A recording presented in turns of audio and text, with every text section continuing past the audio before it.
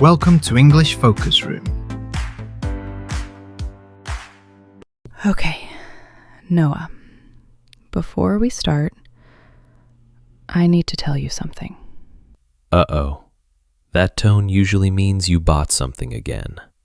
What was it this time? Another lamp?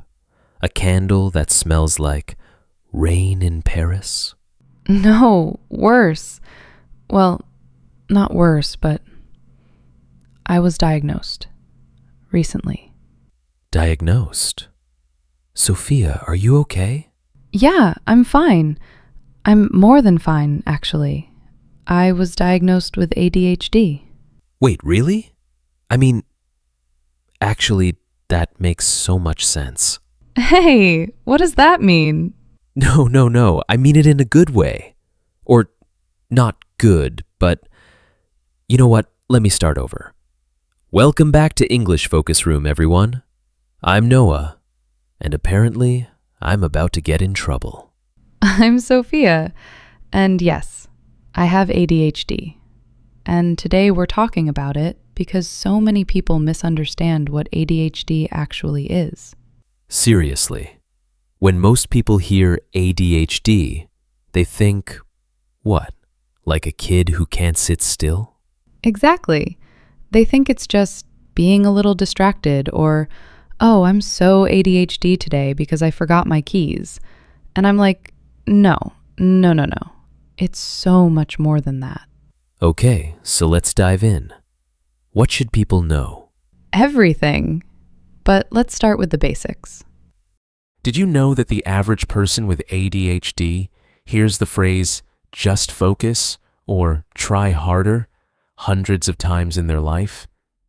And yet, for them, focusing isn't a choice. It's like trying to tune a radio that's constantly picking up every station at once. That's such a vivid way to put it. And honestly, it's one of the biggest misconceptions about ADHD.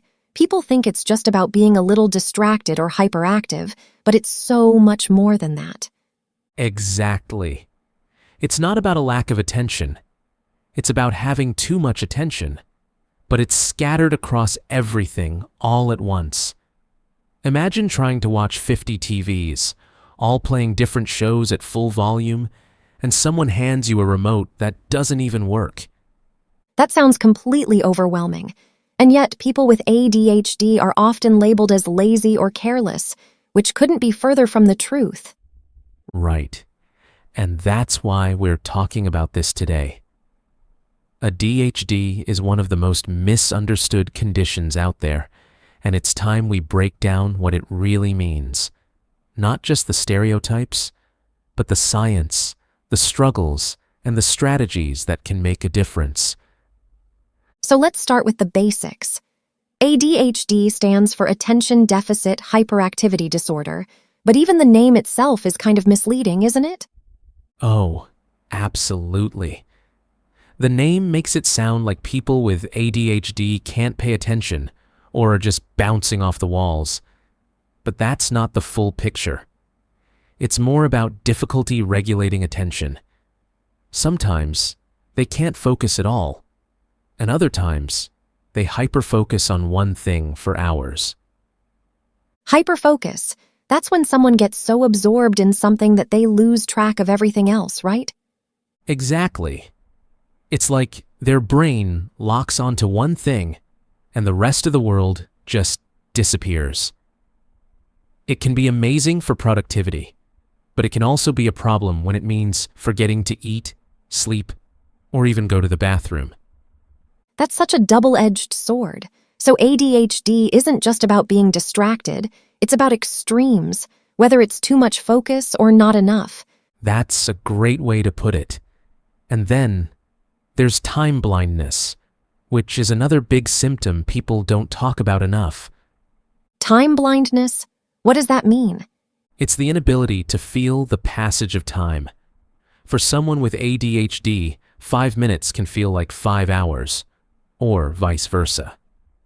So when they say, "I'll be ready in 5 minutes," they genuinely have no idea how long that actually is. That must make it so hard to stick to schedules or meet deadlines. Oh, it does. And it's not because they don't care or aren't trying. It's because their brain just doesn't have an internal clock. They have to rely on external tools like alarms, timers, and reminders to keep them on track. That's such an important point. People often assume ADHD is about a lack of effort, but it's really about how the brain is wired. Exactly. And another thing people don't realize is how much emotional sensitivity comes with ADHD. There's something called rejection sensitivity dysphoria, which means they feel rejection or criticism much more intensely than most people.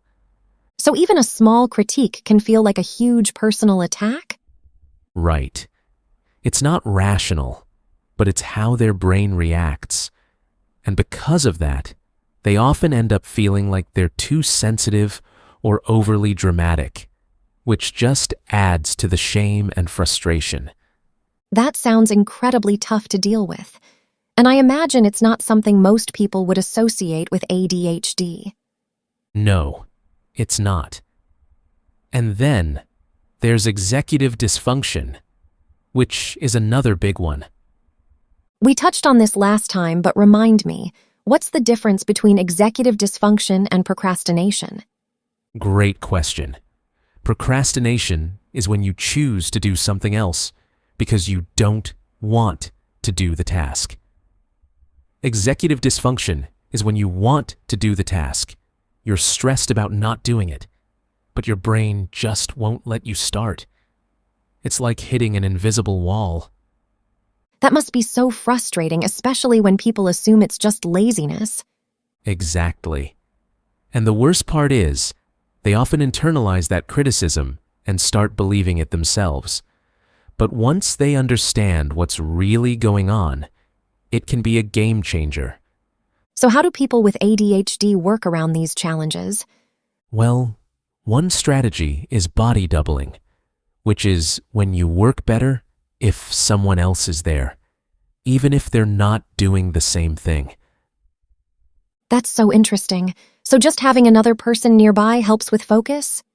Yep. It's like having accountability without the pressure.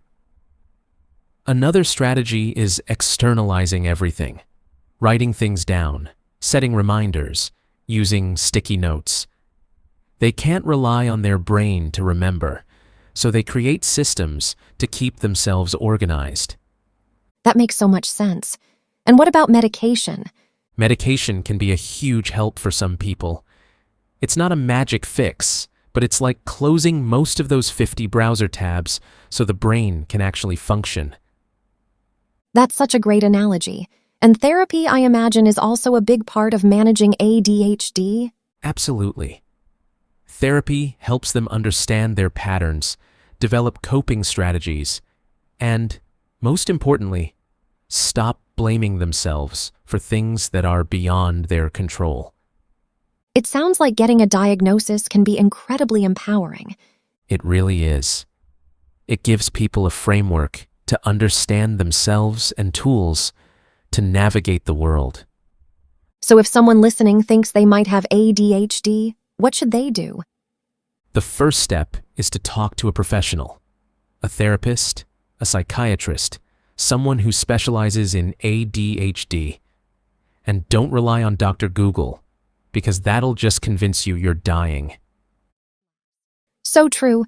And it's important to remember that ADHD looks different in everyone, right? Exactly. Some people are hyperactive, some are inattentive, and some are a mix of both.